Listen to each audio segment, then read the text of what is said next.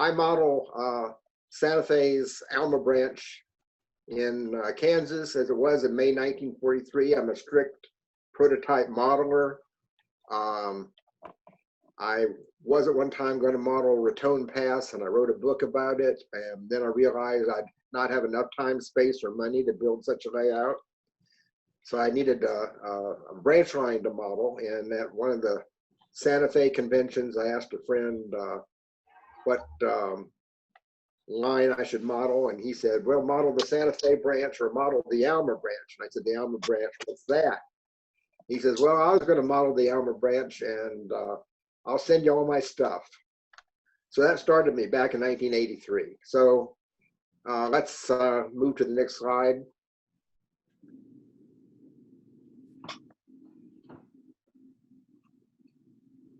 It shows you where the Alma branch is. It goes from Burlingame up to Alma. Okay, the next slide. This shows a better thing. Here's Burlingame down here and Alma up here.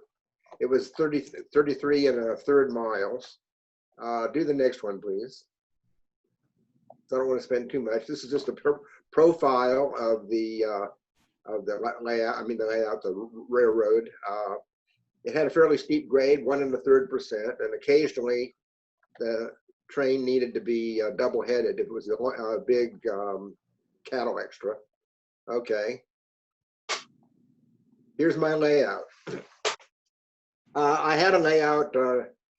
John Armstrong designed it, and for a space I had a 13 by 19 foot space, and that plan appeared in Model Railroader, and Andy Sperandio, I think, wrote the article, but it was a John Armstrong layout. He designed it, and then my wife found me a bigger basement.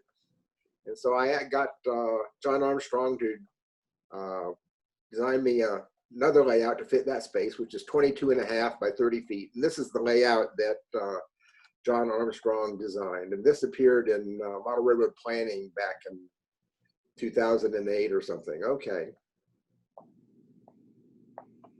And my layout, there's an emphasis on operation, and these are the protocols, operating protocols, that I interviewed about a dozen former employees with the Alma branch and people who run businesses and so forth, and found out how the trains were operated.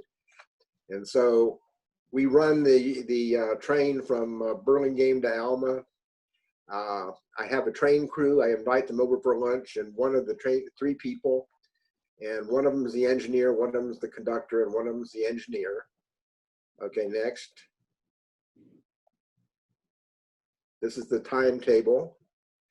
But on the Alma branch, they weren't too concerned about the timetable, but this is the prototype timetable that was in force in 1943, May 1943. Okay, next. I use switch lists, and this is an example of a switch list from an op session. Now, because I got more information from a Santa Fe employee, we now use the terms take and leave instead of set out or put. So let's continue here.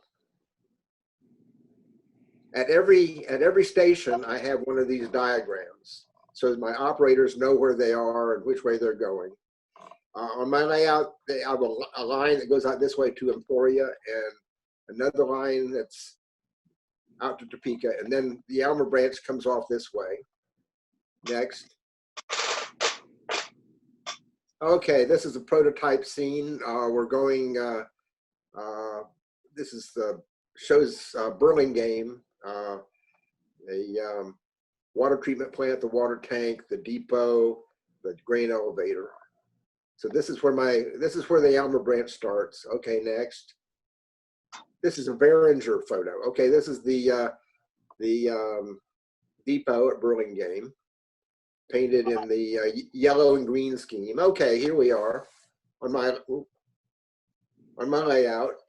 The depot's not finished yet, but here's the water tank and the water treatment plant, and the egg timer here. I had trouble with one of the things when you first come to Burlingame, the crew comes into Burlingame and signs the law sheet and so forth. And then early on, they have to fill the tender with water. Well, they were, taking 30 seconds to fill the tender with water. So we had to change that. So they have to wait until the hourglass, minute glass, second glass runs through before they can move the engine. Okay, next. And what they had to do is they had to, this is the LCL truck, and they're loading LCL into the coach baggage and caboose car, which was in this particular case, a wooden combine. So let's go again. Here we're getting another view of the depot and the water tank. I don't have a spout on the tank yet. Okay. This is the coaling tower at Burlingame. The night watchman climbed in this gondola of coal and shoveled coal from the gondola into the tender. And this is the grain elevator and the little warehouse. Okay, this is a wood loading platform at Burlingame. A friend of mine built this for me. Okay, let's keep going. I would very much, I've tried painting clouds 3 times and I'm not terribly good at it. If anybody wants to volunteer to come to Georgia to repaint my clouds, I'd be happy to have them. All of the buildings on my layout are scratch built from plans that I drew, from data, photos, actual measurements, and so forth. So the only kits I used were the water tanks, and I furnished the data for those water tanks to the manufacturer. Let's go again. Here's the tender being filled with water at Burlingame before we head westbound. Okay. This is what the water tank, this is from the kit. And this is the water tank at Burlingame. Okay. This is the pump house and water treatment plant. Okay. These are the 3 or 2 of the bulk oil dealers there at Burlingame. This is Skelly, and this is Standard Oil, and this is the stock pen. And all my stock pens are built from materials, laser cut materials from a friend in Texas. Okay, next. Have 7 stock pens on the layout. This is the mobile oil bulk dealer at Burlingame. Okay. Here's another better view of the Standard Oil one. These, I don't have the pipes and stuff on the tanks yet, so they're just sitting there on the supports. Here's the pen stock. Okay. We're crossing Dragoon Creek, which we're just leaving Burlingame and going across Dragoon Creek. So we're going westbound. Here's the Dragoon Creek bridge with the daily mix train. Okay. Here's the diagram from Harveyville, Kansas. That's the next station, about 8 miles from Burlingame. Okay. Here's the depot, the prototype depot at Harveyville. Here's the model depot at Harveyville. I built these from, I used ICC records, the valuation records, to get all the dimensions and everything for these depots. Now, people think of the Santa Fe depot, wait a minute. People think of the Santa Fe depots as being painted yellow and green, and they were after 1929, that's when that color scheme came in. But on the Alma branch, they didn't get the news, and In other words, they delayed painting their buildings the yellow and green until in June 1943, all the buildings in the Alma branch were painted yellow and green. But until then, they were painted barn red and green. Okay. This is the water tank at Harveyville. Here we are at Harveyville. Here's the elevator and the water tank. This is the daily mixed train going westbound, leaving Harveyville. On this particular day in the early 1940s, this is the Ken Goebel picture, and in the early 1940s, at this time the train was completely stock cars. It was in the during the stock rush. Okay. Here's the stockyard. Not the, what did I say, stockyard? Grain elevator, which again, this is the train that you just saw going westbound past the elevator here in Harveyville. Here's the water tank. Again, I haven't added the spout to this tank yet, but all my track and everything on my layout is pretty much overgrown with grass. It's a branch line. It's not a heavily traveled line. The Alma branch was famous for the spring and fall stock rushes, and except during the spring and fall stock rush plant times, the train traffic was very light, and there was also a grain rush in June. Okay. This is the stock pen at Harveyville. This is the loading platform at Harveyville. So we're going westbound. Here's a coal bin and a sand bin also at Harveyville. This is the cob house for the corn cobs at Harveyville. Eventually, I'm going to have a photo backdrop there for Harveyville. I haven't gotten that done yet. Here's Bradford. Bradford was a little station, very small, just a few houses, a depot, and a stockyard. And have a picture here of Bradford on my layout. No, it's gone the wrong way. Here's Bradford. Here's the prototype. Here's a bridge down here. And then here's the depot, Bradford Depot. It was a flag stop. So here's the bridge that I was pointing out to you earlier at Bradford. Here's the Bradford Bridge. Okay. Here we go. Give an overview of Bradford. The Bradford stock pen. This is bedding sand for stock cars right here. They didn't ship out a lot of cattle from Bradford, but they did do a few. Sometimes Bradford got a boxcar load of hay or something like that. But the traffic at Bradford, and it's a facing point turnout too. So what they did is, when they had a car for Bradford, they would take it on to the next station, which was Eskridge, and then on the way back, they'd pick it up from Eskridge and take it down to Bradford and put it in place.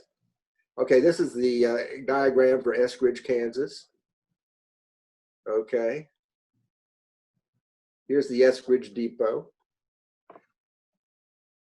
Here's the Eskridge Depot as I built it. This is the coal house. This is the lumber yard, the Clinton L. Scott Lumber Company. This is the lumber yard that I built, scratch built from measurements. Here's another shot of the lumber yard with various buildings here for different things. The concrete building, the roofing building, and this is just a storage building. Okay. This is the prototype. Here's the roofing building I was saying about. This is a Phillips 66, and this is Standard Oil. And then there was a Sinclair, which I'll show you later. Had a brick platform. Here's the Sinclair. Here's the, I used I used some kits. I kit bashed 2 of the elevators. I kit bashed the elevator at Eskridge. I won the Dremel Kit Bashing Award 1 year, or 1 month. And so we'll see another view of that. This is the Standard Oil tanks at Eskridge. Okay. This is the Phillips 66 facility at Eskridge. And here's the overview, and you know, I still don't have details and stuff to do on these. There's the coaling bunker at a coal bunker at Eskridge. Keep going.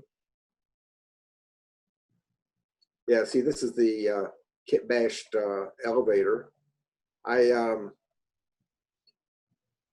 got 3 Walters Valley Growers kits, and I use materials from that to build this elevator and also the one at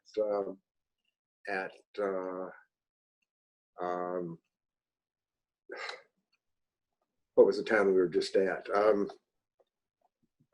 Anyway. Not Bradford, Harveyville.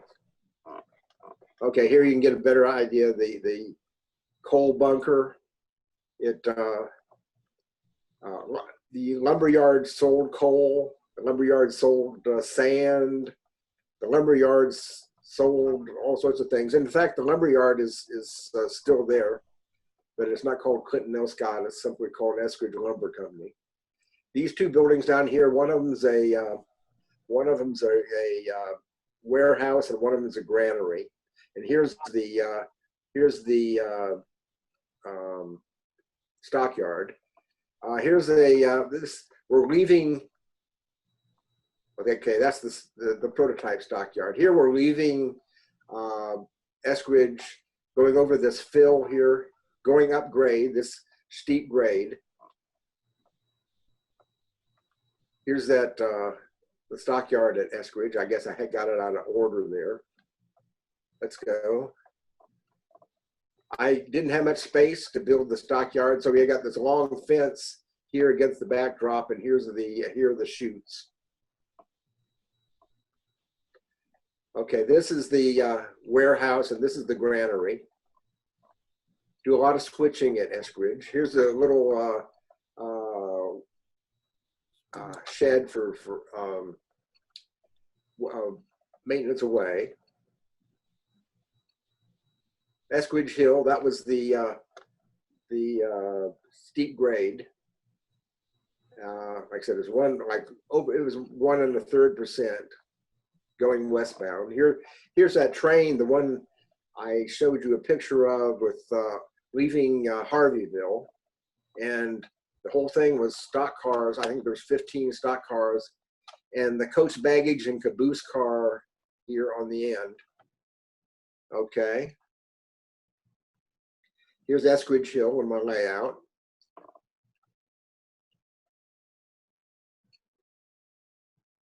Another picture of the cut, the fill there at, here's the cut on Eskridge Hill. Okay. Little culvert here. Hessdale. Hessdale was a very insignificant place in terms of size and population, but I've heard that Hessdale received more cattle during the stock rush than any other station in the Flint Hills of Kansas. It was. Yeah, 2-minute warning. Yeah. So this is the passenger depot, and this is the freight depot, and this is the stock pen at Hessdale, the Hessdale sign, and this is the road going from Hessdale to Allendorf.